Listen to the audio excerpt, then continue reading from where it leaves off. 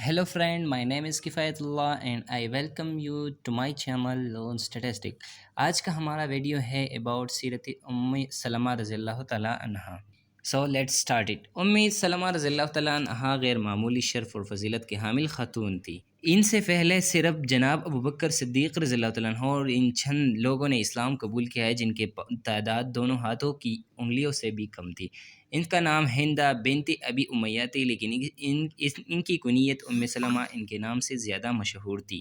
وہ اپنے شوہر جناب ابو سلمہ رضی اللہ تعالیٰ عنہ کے ساتھ ہی اسلام لائے اور دائر اسلام میں داخل ہونے والی دوسری خاتون تھی. یہ شرف ان سے پہلے صرف خدیجہ رضی اللہ تعالیٰ عنہ کو حاصل تھا. جیسے ہی ان کے اور ان کے شوہر کے مسلمان ہونے کی خبر قریش کو ملی، وہ غصے سے آگ بگولا ہو گئے. ان کے اندر ایک ہیجان برپا ہو گیا اور انہوں نے ان دونوں کو ایسی اذیتناک اور عبرتناک سزائیں دینے کا سلسلہ شروع کر دیا جو مضبوط چٹانوں کو ہلا دینے کے لیے کافی تھی. لیکن انہوں نے ان سزاؤں کے سامنے نہ صرف کسی ضعف و کمزوری کا اظہار کیا، نہ ہمت ہاری، نہ کسی قسم کا تردد و تذبذب میں مبتلا ہوئے. اس کے بعد بھی اسلام کا قافلہ آگے کی طرف رواں ہوا تھا. اس میں دوسرے صحابہ کرام رضی اللہ تعالیٰ عنہ جیسا حمزہ رضی اللہ تعالیٰ عنہ، عمر رضی اللہ تعالیٰ عنہ جیسے صحابہ نے اسلام کی قبولیت کا شرف حاصل کیا. تو جب مشرکین نے مسلمانوں کی ترقی دیکھی تو اس کے بعد مشرکین نے مسلمانوں کو ستانے اور اس کو خوفزدہ کرنے کے لیے طرح طرح کے ہتھ کنڈے استعمال کیے. ان کے ظلم و ستم کی چکی پہلے سے زیادہ تیزی کے ساتھ چلنے لگی. اس لیے رسول اللہ صلی اللہ علیہ وسلم نے صحابہ کرام رضی اللہ عنہ کو ہجرت کر کے مدینہ چلے جانے کی اجازت کی مرحمت فرما دی.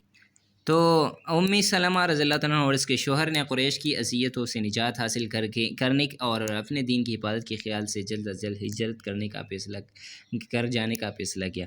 مگر یہ کام ان کے لیے اتنا آسان نہ تھا جتنا وہ گمان کرتے تھے. اپنے اس ارادے کو عملی جامہ پہنانے کے لیے ان کو ایسی سخت اور المناک حالات سے گزرنا پڑا جن کے سامنے تمام سختیاں ہیچ نظر آتی تھی. ہم ہجرت کی یہ المناک داستان خود سلمہ رضی اللہ عنہ کی زبان سے بیان کرتے ہیں، کیونکہ اس سلسلے میں ان کا مشاہدہ بہت گہرا اور ان کی تصویر کشی زیادہ مکمل ہے.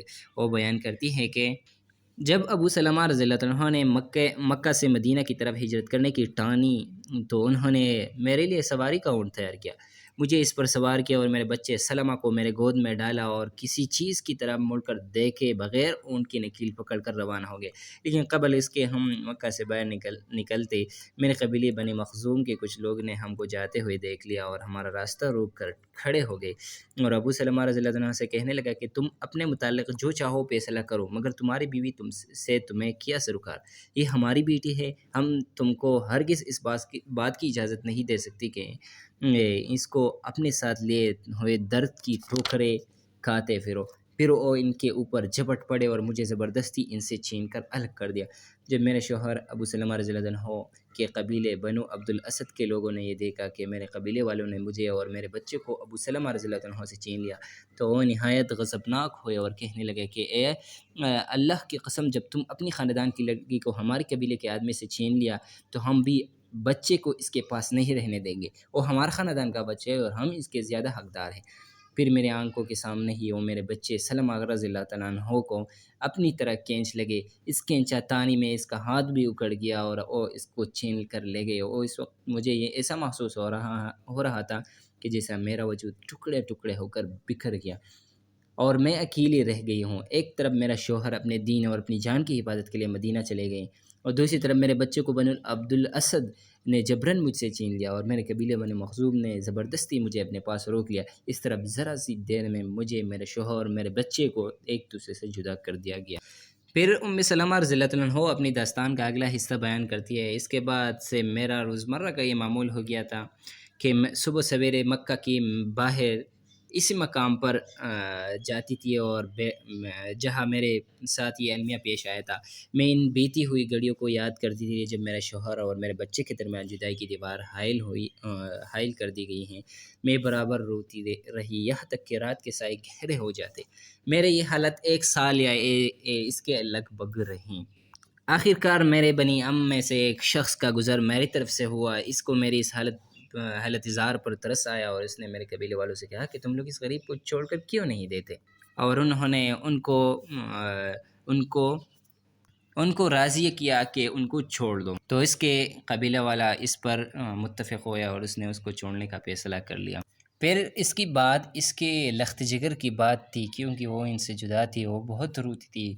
بعض لوگوں نے جب مجھ کو اس طرح رنج و غم جھیلتے اور کرب و عالم سے نبرد آزما ہوتے دیکھا تو میری حالت پر رحم آیا۔ انہیں بنی عبد الاسد سے بات کر کے ان کو میرے ساتھ نرم رویہ اپنانے پر آمادہ کر لیا، چنانچہ انہوں نے میرے بچے سلمہ کو مجھے واپس کر دیا۔ اس کے بعد میں نے جھٹ پٹ اپنی سواری کو تیار کیا، بچے کو گود میں لیا اور اپنے شوہر سے ملنے کے لیے مدینہ کی طرف چل پڑی۔ جب میں تنعیم کے مقام پر پہنچی تو میری ملاقات عثمان بن طلحہ رضی اللہ عنہ سے ہوئی۔ انہوں نے مجھ سے پوچھا، ذات الراکب کی بیٹی کہاں جا رہی ہو؟ اپنے شوہر کے پاس مدینہ جا رہا ہوں، میں نے جواب دیا۔ کیا تمہارے ساتھ کوئی اور نہیں ہے؟ انہوں نے دریافت کیا۔ نہیں، اللہ اور میرے بچے اور اس بچے کو اس کے سوا میرے ساتھ دوسرا کوئی نہیں ہے، میں نے جواب دیا۔ اللہ کی قسم، جب تک تم مدینہ نہ پہنچ جاؤ میں تمہیں تنہا نہیں چھوڑوں گا، یہ کہہ کر انہوں نے میرے اونٹ کی نکیل تھام لی اور مجھے ساتھ لے کر روانہ ہو گئی، اور ہم مدینہ پہنچ گئے۔ جب ان کی نظر بنی عوف بن عمرو کی بستی قباء پر پڑی تو بولے کہ تمہارا شوہر اس بستی میں ہے، اللہ کے نام لے کر چلی جاؤ۔ یہ کہتے ہوئے وہ واپسی کے لیے مکہ کی طرف مڑ گئی۔ بچھڑے ہوئے ایک طرف عرصے جدائی کے بعد وہ دوبارہ ہم ایک دوسرے سے ملے۔ سلمہ رضی اللہ عنہا کی آنکھیں اپنے شوہر کی دیدار سے ٹھنڈی ہوئی اور جناب ابو سلمہ رضی اللہ عنہ کے دل کو اپنی بیوی اور بچے کو پا کر قرار و سکون نصیب ہو۔ اس کے بعد واقعات و حوادث تیزی سے گزرتے رہیں۔ یہ غزوہ بدر ہے جس میں ابو سلمہ رضی اللہ عنہ شریک ہوئے اور فتح یاب و ظفر مند ہو کر مسلمان کے ساتھ واپس آئے، اور یہ ہے معرکہ احد۔ جنگ بدر کے بعد ابو سلمہ رضی اللہ عنہ اس غزوہ میں بھی ایک بہادر کی طرح شریک ہوئے اور اس میں اپنی جرأت و شجاعت اور ان کے نقوش چھوڑ آئے۔ جنگ سے واپس آئے تو اس کا جسم زخموں سے چور تھا، وہ برابر زخموں کا علاج کرتے رہے۔ بظاہر ایسا معلوم ہونے لگا کہ زخم بڑھ گئے، لیکن حقیقت میں وہ اندر خراب ہو گئے تھے۔ ایک دن اچانک پھٹ گئی اور ابو سلمہ رضی اللہ عنہ کے بستر سے لگ گئی۔